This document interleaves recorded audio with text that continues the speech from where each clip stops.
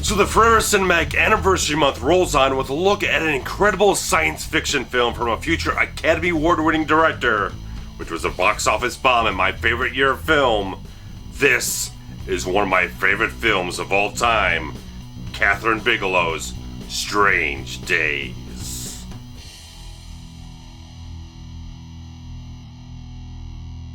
It's the eve of the millennium in Los Angeles, December 31st, 1999. Lenny Nero is an ex-cop turned street hustler who preys on human nature by dealing the drug of the future.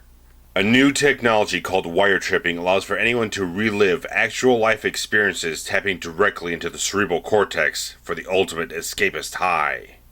However, Lenny is soon tangled up in a deadly plot alongside security specialist Mace when a set of murderous and controversial wire trip recordings end up in his possession that could have radical implications upon the entire city. Hunted by two rogue cops and tormented by a depraved killer and rapist, Lenny and Mace are driven deep into a dangerous web of intrigue, betrayal, murder, and conspiracy as all of Los Angeles hurtles towards the chaotic and violent new millennium. So yeah, it might seem a little unusual, a little hard to imagine that someone the caliber of Kathryn Bigelow, who everyone knows as a strong Academy Award-winning director these days, had a long string of very unsuccessful films, sans Point Break. Blue Steel, Strange Days, K-19 The Widowmaker, and possibly a few other films just were not successful films. However, many people did praise her work very highly at the time. Strange Days received a lot of good positive reviews at the time. Roger Ebert gave it 4 out of 4 stars. Saturn Awards awarded it with Best Science Fiction Motion Picture, Best Director, and several other awards that year. So many people who did see the film, which weren't a hell of a lot of people, did praise it very highly and saw the magnificence that I see in this film. And it's a real sad thing that this thing had a $42 million budget and made $7.9 million. It was released in October of 1995 and really kind of came and went, and no one really paid it much attention, which is a crime to me, because Strange Days, watching it again every time I watch this film, it blows my mind all over again on so many levels. This is such a deep, rich, powerful, emotionally soaked in film. It's just an incredible motion picture to me on every single level. Everything that goes into this is just fantastically done. And Kathryn Bigelow at one time was married to James Cameron. And even after their marriage dissolved, they still remained collaborative partners, and this film is a perfect fusion between James Cameron's ideas, his savvy and everything, and Kathryn Bigelow's sharp, brilliant direction. Because James Cameron was a co-producer on the film, co-screenwriter, and an uncredited editor on the film, and Kathryn Bigelow, obviously, amazing director with this film, in my opinion.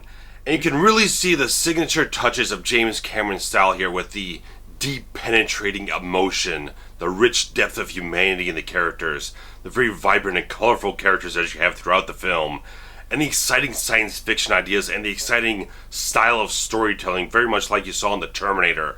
Just very innovative type of stuff that just really injects this kinetic energy in the film, which melts perfect with Kathryn Bigelow's style. A lot of stuff you saw in Point Break, she really amps it up and refines it and focuses it into a much more solid, riveting package here with the razor-sharp editing, incredible direction, and absolutely mind-blowing visuals in this film. The film looks spectacular to me, but I'll get to cinematography a little later on. But this film really has a lot of great ideas that are not just here just to make it a science fiction film. There's a lot of great depth in every single thing that is injected into this film. And you do have a dark dystopian type of future environment for this film. A lot of really neon grit and everything. Just great neo-noir type of thing going on here with the grit, the smoke, and all this kind of very seedy locales and everything. Just really soaks you into this world so beautifully, so colorfully and vibrantly. You're just living in this very dark, violent, volatile type of world that Los Angeles is at this time, which you can really see, because my thing is, this film has a very narrow window of the future because it was released in 1995 and it takes place right at the end of 1999. So it is a very radical type of departure, really kind of radical decline in society that you would kind of think it would be. But thinking about what Los Angeles was in the 90s, you had all these race riots, all the police brutality, all the earthquake, and all this stuff that just really kind of shook the society of Los Angeles for many, many years there. And you could really take a look at this film and kind of see exactly where someone living in Los Angeles might think in a pessimistic way how the whole society of Los Angeles and the culture of Los Angeles would decline in a very radical type of way, with all these guys in the riot gear, all the assault rifles, all the beatings, all this kind of just volatile atmosphere that is just building up into this powder keg of eruption that this film is just building towards in every single moment of the film. Is very much a very hotbed of cultural upheaval that's going on throughout the whole film. Racial tensions are high. Everything is just ready to explode. It really kind of encapsulates that whole kind of end of the millennium craziness that really just adds everything, just enhances every single aspect of the story. Just like you're racing towards this type of kind of end of the world type of perception of whatnot. Just like it's something that runs through the whole film in very, very smart type of way that I just love, because it wouldn't really work as strongly if it was like New Year's Eve 2003 or New Year's Eve 2007 or something like that, to really kind of give it more of a long future type of thing, put it further off in the future to kind of give it a more realistic type of progression of society. But making it that 2000 type of thing, the end of millennium type of craziness, really kind of enhances and feeds into and complements everything that is going on throughout the whole film in such a fantastic, magnificent type of way, in my opinion. So it makes it more than just some cyberpunk sci-fi movie with some cool-fangled gadgets to tell an interesting story. It has very relevant social commentary to what was going on at the time when the film was made, very much focusing in on the darkest parts of society, which would be, again, very in the face of someone living in Los Angeles in the early to mid-90s. And I think the film just grips you on every single level, every step of the way, just pulls you in, does not pull any punches. It is a very hard-hitting, gritty type of film that just delivers every step of the way with me. And you get into those cyberpunk ideas in the film. The whole wire tripping thing is entirely central to the plots of this film. And the whole wire tripping thing is that the film jacks you into the experience right from the outset, so you understand the language of the experience, so you understand exactly what this entire thing is about, that you get jacked into an experience of an armed robbery kind of that has a bit of a jacked ending. And just the whole film just has a great sense of setup and payoff throughout it, through every single idea that it injects and sets up with this wire tripping technology. It sets it up at a certain point, then it pays it off later on. Every single thing is very well laid out, clearly explained, without being dry dialogue. It very much gets you into an experience every step of the way, and everything has a purpose throughout the whole story. It's just a very interesting type of idea that you are getting this whole technology about jacking into someone's cerebral cortex and recording fully sensationalized memories that someone can relive over and over again. And even then, it's not just a contrivance for the plot or something like that. It really has very deep things going on with the character of Lenny Nero in the film that really kind of pay off later on in the film, because Ralph Fiennes, he is fantastic in this movie. Talking about these performances, I think he is just great in this film. As this sort of unlikely hero, this guy doesn't see himself as a hero in any type of way. He's very much that type of down and out, kind of yearning, broken-hearted type of guy who's just like, he's kind of lost a lot of all the great things that he had in his life, so he's kind of like in this black market seediness of doing all this illegal wire tripping type of trading and everything. The magic man, the Santa Claus's subconscious type of thing, as they call him in the film. Very much a fascinating character, I think Lenny Nero is, that is very much emotionally soaked in, very much emotionally charged. All these characters are just so emotionally kinetic in the film in every single great, unique type of way you could imagine. And I think Ralph Fiennes just does a special, unique, great job with this film, bringing a lot of genuine heart, charm, charisma, and just compassion to this role that you really feel a lot of sympathy for Lenny as the film goes on. Every little thing. He's a very charming character that never goes into the realm of sleaziness. He does have certain principles, like he doesn't deal in snuff clips, which they also call blackjack clips, which is sort of what the first experience of the film ends up being. So he's got these certain things. He's not going to deal with really dark type of things. He's trying to inject a little bit more of a positive, sensational type of thing with the lines that he has. So he's trying to reinforce more positive emotion than trying to kind of delve into the dark end of the street, as they say in the film. And I think Ralph Fiennes embodies this character with such great depth, great emotion. I think he's just a fantastic actor that just energizes the film so beautifully. I love this performance, and I really love Lenny Nero's fashion sense in this film. I love how they deck him out in this film with the leather pants, the flashy shirts, and the ties, and the long coat. It's just a beautiful package. I think they just make him look absolutely fantastic in this film all the way through. And I think Fiennes is just an amazing actor who creates a very deeply human, emotionally vulnerable character in this film. I just love Lenny Nero's story, his plot, his plight in this film, his personal journey that he has with the love he once had, Faith, portrayed wonderfully by Juliette Lewis. This girl that he loved at one point, kind of brought her up from the gutter and everything, and she fell kind of back into the dark end of the street with this guy called Philo Grant, who's this wire-tripping addict, and he's a record producer with a lot of seediness, a lot of shady people around him, who is also the guy who represents Jericho 1, this very this African-American leader or whatnot, who's very kind of leading a lot of this cultural upheaval throughout the whole film, and is very, very crucial to the plot.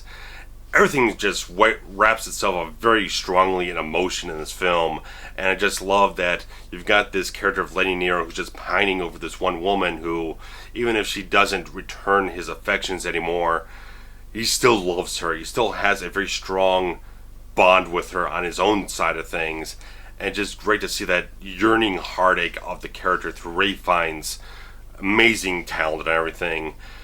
But you really have to go and move on towards Angela Bassett, who I just love Angela Bassett because, one, in this film, she is absolutely badass as Mace. Mace is the security specialist, a limo driver, who is very much a person who can back up every ounce of attitude she has in every second of this film. And I think Angela Bassett is just an incredible talent who brings some very unique things to the table naturally. I love that her characters tend to bring forth a very tough exterior with a very tender interior. That they can be very emotional, very vulnerable, but also maintain a very strong sense of emotions, very strong sense of will. They're very confident type of characters that just bring so much. She brings so much physical energy and confidence and intensity to this role of Mace that just electrifies every moment she's on screen. I think she's just fantastic in this film, top to bottom, inside and out, just really kind of adding that great edge of badassery to this film, because it's a great counterpoint to Lenny Nero, who's not this greatly confident type of guy, who's very, very, very, very much a vulnerable type of character. She is the person of action in this film, and she absolutely handles that without any problem whatsoever. Angela Bassett is just absolutely fantastic in this film. And when you get into the mixture of the dynamics between Fiennes and Bassett, I think these two, if this film was not kind of come and gone without anyone really kind of paying that much attention to it, if this thing was given a lot of very strong attention at the time, I honestly, with every single fiber of my being, believe that these two should have gotten Academy Award nominations for these performances, because they are just that goddamn fucking amazing to me. The depth of rich emotion that these two put forth in this film is so powerful to me. Every single thing they do together with great chemistry, great charisma. They have so much great interactions with both the emotional drama and a lot of sharp, witty type of humor. There's a lot of great moments on the full spectrum of things throughout the whole film that just sell these two in such a great pairing. Absolutely. There is no question in my mind of why these two became such revered actors. They are tremendously awesome and incredible in this film, doing so many great things, so stunningly deep performances that just penetrate right through the screen. They're given such great material in this script that just gives them so much character depth and development, and just so many, these two great characters, Mace and Lenny, are just bonded together through a lot of tragedy in their lives. There's not a real romantic interest, but these are two people who are very strongly connected on such a deep, personal, soulful level and everything, just born out of a lot of heartbreak and tragedy and emotion. And these two actors just exemplified in such an incredibly marvelous, magnificent, majestic type of way. Two of the best performances I have ever seen, in my opinion. They are top notch on their game throughout this whole film. Unbelievable. I just think these two just do such an incredibly good job. And I'm just going to have to move on and talk about the rest of this stellar cast. You got Tom Sizemore, William Fichtner, Vincent D'Onofrio, Michael Wincott, Juliette Lewis. All these people do just amazing work in this film. They just pulsate with so much life and vibrance and intensity, and they just work so well on screen. Kathryn Bigelow really does favor Tom Sizemore a good deal. He was in Blue Steel. She had him in Point Break in a small role, but in this film she gave him a much bigger, much more substantive main role in this film, and he does such a great job as Max, this friend of Lenny Nero's, who's kind of a Vice Squad pal he had, who's working security with Philo now, so he's kind of weeding around the same kind of circles that Lenny is, and it's just, yeah, so much charisma and so much wit and so much humor. When you watch a film like this and you see a performance like this, you're reminded that he is a very solid, strong, dynamic, versatile type of actor that can just deliver so many great things on so many great levels. I love him in this film too. I think he's great. I think all these actors just do tremendously good jobs in this film. Juliette Lewis was very hot at the time as a very hot property and everything, and she does a great job in this film, really selling a lot of seediness and sleaziness a little bit here and there. Just great jobs from every single person in this cast. Directed absolutely incredibly by Kathryn Bigelow. Just everything just hits it on the top of the game. Everything is just right on the top level all the way through this film in every single aspect. And I think Kathryn Bigelow crafted together a very exciting, riveting type of thriller with Strange Days, with a lot of great plot lines flowing through it. I think all the mysteries are wonderfully interwoven with all the character dynamics, the volatile social climate, all the science fiction elements. Everything feeds into each other, works off each other, complements each other. Everything is very cohesive. Everything just threads into the very deep fiber of every single thing that's going on throughout every single element of this film.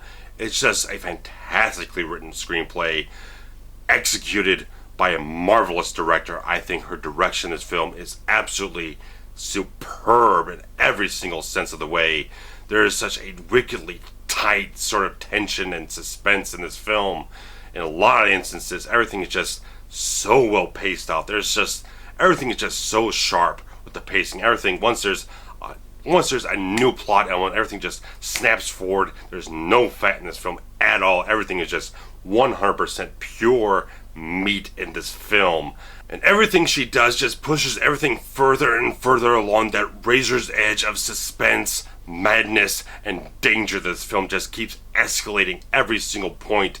Every single progression of the plot just escalates every little piece of the danger, the emotion, everything. And there is some very intense action in this film. There's a really good, just so much riveting type of stuff going on throughout this whole film. I really like the whole sequence where Lenny and Mace get cornered by D'Onofrio and Fichtner's characters, and the limo gets doused with fire. Then they gotta race into the bay to extinguish the fire. Then they have to escape from the car and swim up. Just a lot of great, intense type of action moments in the film. Some good physical combat. Just a lot of good stuff all the way through.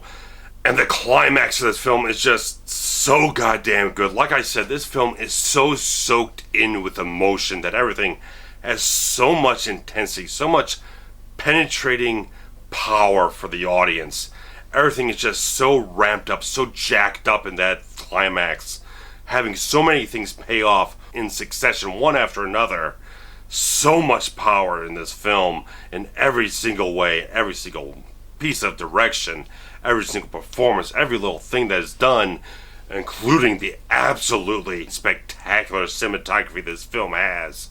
In my opinion, the cinematography of Strange Days is just stunning and brilliant. There's such intense visual edge to this film that just absorbs you fully into this dark, vibrant, mind-twisting reality that this film has. This film just has so much visual energy going on that it just blows my mind. So many dynamic camera moves, so much great artistic vision in this film that is never sacrificed for anything at all, period. Every sense of energy in this film is focused through a lens of artistic vision. Everything is never kinetic for shaking around the camera just to give the film some kind of energy. This is shot by a cinematographer who knows how to add energy into the frame without sacrificing the things that make a good film look good. I think Strange Days is just a visual feast of a film with so much great, intriguing, inspired cinematography and camera work. Just so much of the smoky, gritty type of stuff. Man, this film just exhausts me talking about, and just, you gotta talk even further about the great music this film has. Graham Revell's score is very damn good in this film, and the soundtrack overall just injects it with a lot of very 90s type of electronic music and heavy metal, and just all this great type of just energizing type of alternative type of music that just fits into the style that this film has overall. Just everything it does is so perfectly hit right on the mark. Man, Strange Days just blows me away, and maybe I'm just going way too far over the top for you guys. I don't know. I'm just gushing here. Maybe I could tone it down a little bit and just say this film just has so many great ideas, written in such a very smart, well fleshed out, extremely dimensional and deep type of screenplay with such rich characters that are fully fleshed out and realized and brought to life by such great, magnificent actors, directed by a director and just like the prime of their visual intensity and everything. Just such a great looking film, such great direction. Everything in this film just captures me, enthralls me. Just everything about just gets me going. I just love this film to absolute death, and it's just so much to say. And I am just exhausted talking about Strange Days. I say just go see this film. Just check it out if you have gotten anything from this exhausting, gushing review I've had. Go see this film. It is on Netflix, it's on Amazon Instant Video, in a great HD type of quality. The DVD that's been released is non-anamorphic. There's a Blu-ray overseas that's been released, no Blu-ray in America. So, there's a couple ways to see it. See it on some streaming services and everything. Just go check it out. I think this film just hits everything on the way. If you love James Cameron's science fiction ideas, his style, his ideas, everything like The Terminator or Terminator 2 or Aliens, this is everything just adrenalized and focused and compacted into such an intense, riveting edge of film and everything. Just, man, I am just running out of words to describe this film to you, but man, if anything's gotten you on this review, just go see the film. If you have seen Strange Days, I want to hear your comments about the film. Man alive, I got nothing left to say. Hit some like buttons, hit subscribes, comments, spread the links around. I am going to be back as soon as I possibly can with further reviews for this anniversary month. I am planning some things. We'll see how things go. Oh, that's all I got for you. You'll definitely see somewhere at the end of next week a review for the Liam Neeson film A Welcome on the Tombstone. So you get a little new film action in there in the retrospectives that I'm doing here. But it'll be another box office bomb of a film that I think is also extremely visionary from one of my favorite directors of all time. A film that is possibly one of the biggest blockbusters of all time. And we'll see what else I have time for as the month rolls on. So, post your comments below. I'll get back to you in due time, and hopefully you enjoyed this review to hit a like button. So, take care, bye-bye, and see you around soon. Later.